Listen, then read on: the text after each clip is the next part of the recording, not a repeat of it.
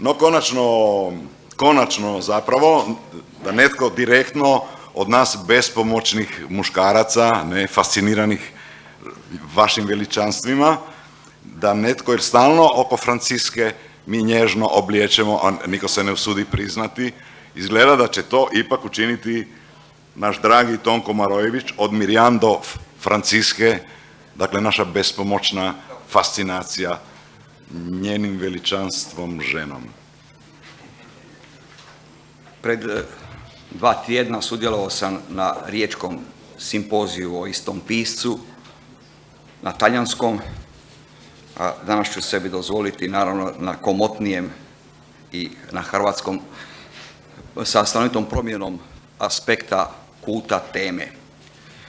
Tamo sam govorio općenito o Tomici tražeći neki zajednički nazivnik, više tematološki možda nego stilski, govoreći kako je Tomica uvijek na strani poniženih, na strani ugroženih i kako je njegov izbor likova na neki način amblematičan, bilo da je riječ o istarskim temama, bilo da je riječ o likovima koji izlaze izvan istarskog okružja. Budući da sam Dalmatinac, kao što se obično predstavljam, parce mihi domine, a obzirom da je istarska tema i onako vrlo prisutna, moje je da podsjetim da je Tomica došao iz Dalmacije, da je evocirao svoje dalmatinske korijene kad je Bog izašao iz crkve u Vodnjanu, da u boljem životu također ima asocijacija na njegovu, reklo bi se, grčko-rimsku podlogu, na jedan supstrat koji je također gotovo podjednako važan. Ja nisam dakako nesklon istarskom Tomici, smatram bolji život remek djelom, smatram bolji život kao i svi kritičari njegovim mogućim dostignućem, vrhuncem, nakon čega slijedi promjena stanovitih izbora tema, promjena rakursa. Meni se čini da je upravo sa boljim životom završen onaj koralni, onaj kolektivni, onaj masovni Tomica Materade, pa Tomica čak iz Ragazze di Petrovija koja ima protagonistu, ali svejedno je zapravo Ezodo, Siže, mislim Tomica koji se bavio više manje samim sobom i drugima iz svog mjesta, upravo sa boljim životom na neki način pravi apogej, zaokružuje taj problem i može se okrenuti drugim temama. Izbor mog naslova od Mirjam do Franciske govori o tome da je silno važno za Tomicu bilo u novoj fazi dati vrijednost individualnom, osobnom, pa čak i, vlastitom imenu. Vlastito ime koje dolazi u naslov Finzione di Maria, La città di Miriam, koji dolazi u naslov L'Abate Rois, koji dolazi u naslov Franciske. A neslučajno veliki broj tih osoba su upravo ženskog roda. Ja vjerujem da će neko drugi iz stanovite feminističke dosljedne perspektive to obrađivati. Mnoge od tih tema su ovdje naravno dodirivane. Isto tako vjerujem da će neko sa većom psihoanalitičkom, reklo bi se, spremom to moći sagledati. Moje je međutim da upozorim jedan kut koji jest na izgled samo ženski, ali koji je kut upravo amblematičkog izlaza iz istarske obsesije, jer upravo kroz te likove Tomica ulazi u Furlaniju, ulazi u slovenski prostor, ulazi među Židove.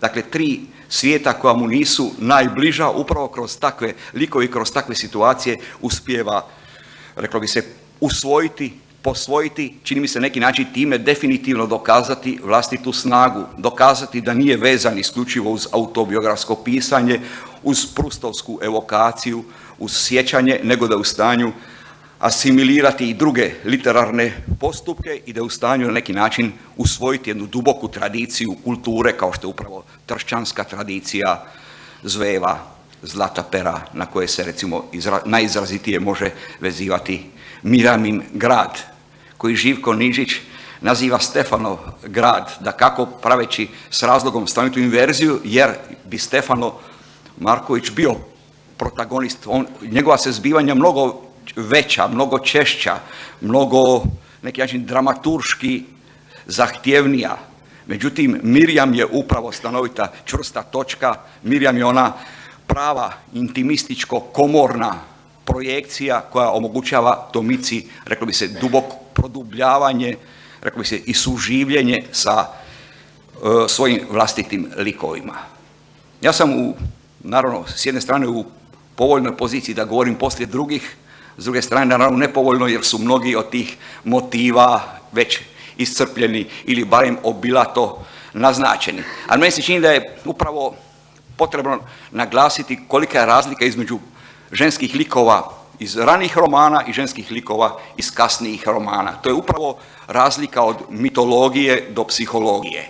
U prvim romanima, bilo da je riječ o Ragazzi di Petrovia, bilo da je riječ o samoj Materadi, naravno da žena fungira, tu je i majka ili sestra ili supruga, ali nikad ona nije protagonist, ona je na neki način uvijek simbolizirana ili uvijek je vezana uz ideju geje, uz ideju zapravo zemlje koja rađa i koja treba rađati. Sam ambijent, na neki način, ambijent, reklo bi se, stanovite animalnosti, kao što sam kaže, kao što kaže Martin Kružić, istina, stanovite fiziologije ili stanovitog erotizma koji je funkcionalan jer se i brakovi sklapaju tek onda ako se zna da je djevojka plodna. Mislim, hoću reći, ta jedna vezanost uz jednu gotovo, rekoh, animalnu, ali svakako fiziološki dublje utemeljenu ili arhetipsku situaciju, to se bitno mijenja u kasnijim romanima koji su na neki način upravo psihološka, duboka analiza, koji su na neki način upravo stanovita identifikacija sa drugim, drugačijim, različitim. Taj drugi, drugačiji, različiti je, rekoh već, i geografski i regionalno različit je upravo i kulturološki i različit je spolom. Upravo kod žena koje su često upravo amblematske žrtve ili amblematski poniženi iz ranije situacije u toj kasnoj zreloj fazi koja kulminira Franciskom, koja je i meni možda jedno njegovo remek djelo svakako tog dokumentarističke reelaboracije, tog jednog žanra kasnog Tomice. Kad je pisao Ereditijeru Venecijanu, to jest venecijansku nasljednicu, životopis Pauline Rubi in Carli, on je isto tako ušao u psihologiju tog lika, te, reklo bi se, unapredne žrtve, biološki obiteljskim bolestima na neki način determinirane, ali ostaje upravo te 2 godine života evocirane, potraga za rukopisom, potraga za knjigom, na neki način ljude je podsjetio na to da on hoće malo slijediti liniju Šaše, Umberta Eka i kao da na neki način gubi dah. Meni se čini naravno da je to u venecijanskoj nasljednici i ima stanovitih ograničenja, međutim u Franciski upravo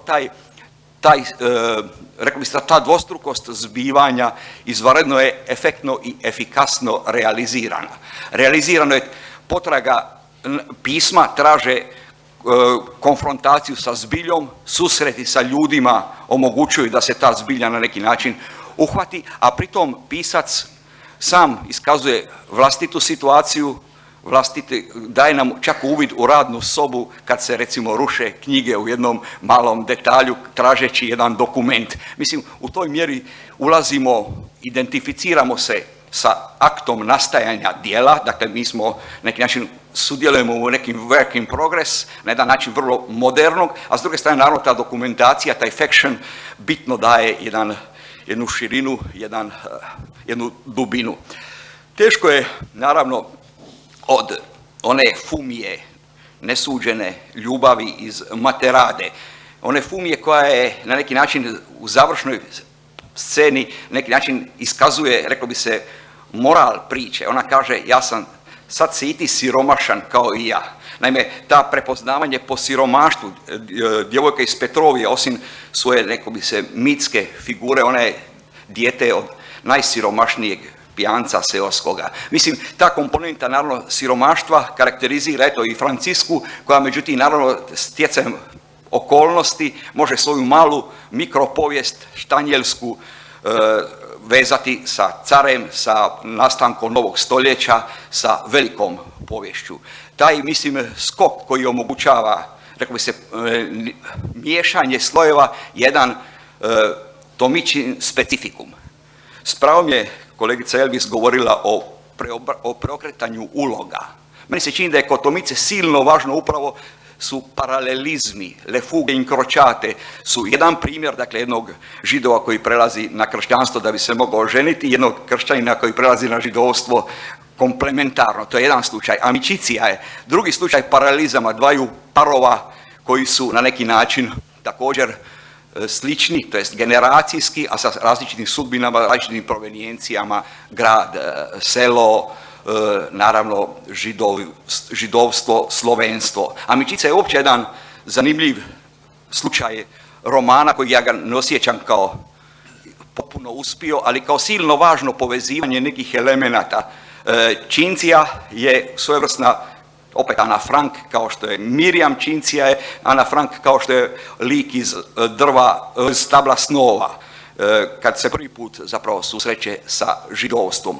Opće komponenta židovstva čini mi se da je na neki način Tomici dala onu socijalnu i onu kulturološku podlogu koja ga je jako podigla, koja ga je stavila u mainstream kršćanske literature, koju on pristao na jedan način, ali ne do kraja, jer je imao potrebe naprosto da proširi, reklo bi se, svoj registar. I čini mi se da je njegova briga za slovensku nacionalnu manjinu iz tog smisla, u tom smislu izvanredno važna.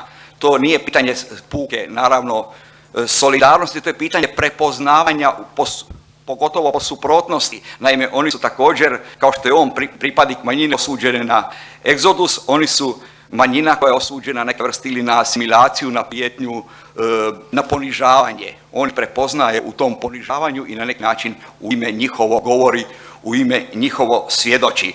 Čini mi se da je to jedna od silno važnih komponenti. Ja naravno ne mogu, nisam sve pročitao, silno me zanima šta će posjetnica, ova vizitatrice, donijeti u njegovoj tipologiji ženskih likova. Na neki način moj tekst već time ostaje otvoren. Moglo bi se naravno govoriti o Palmiri, o Malici iz Boljeg života, o Veri Verk koja je jedan poseban slučaj. Međutim, čini mi se sve skupa da su ti ženski likovi na neki način doista jedan izvanredan izazov jednog pisca koji se na neki način otvarao prema svijetu u svim svojim aspektima, pa je na neki način upravo prihvaćao i drugo, ta drugost. Ta drugost se očituje čak i u razvoju pojedinih likova.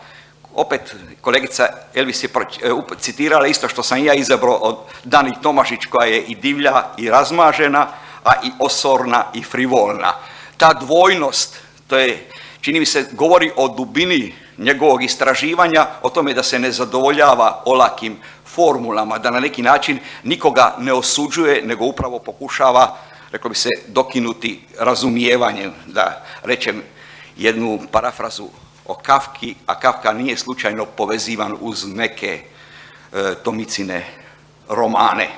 Mislim da je to tema njegovih ženskih likova koju nisam ni izdaleka u stanju iscrpiti, pogotovo ne u ovako kratkom roku. Čini mi se da je moje upravo bilo ukazati na bogatstvo, raznolikost, politematičnost, na neki način malko ga izvaditi iz inače duboko uronjenog i ugrađenog u istarski kompleks, u kompleks egzodusa, u kompleks zapravo jedne povijesne situacije. Tomicin opus, kao što su to pokazali i neki drugi, apsolutno to zaslužuje. Na kraju dozvolite da pročitam samo još jedan, da zaokružim krug, ako me u uvodu Ciril Zlobec na neki način pozvao, pa ja mu se malko odazivam na jedan možda manje svečan, makaronski način. Ako i Ciril sonetom te slavi, farei anch'io una tale prova. U znaku možda jačeg izazova, legando versi, romanci e slavi. Već se u tome duh tvog mjesta javi, istri attenta una via nuova. O suživotu ispod istog krova, tutto decidon posteri e avi. Okvire svijeta tvog granice čine, mentre il mondo era lacerato i manihejski podijeljen po pola.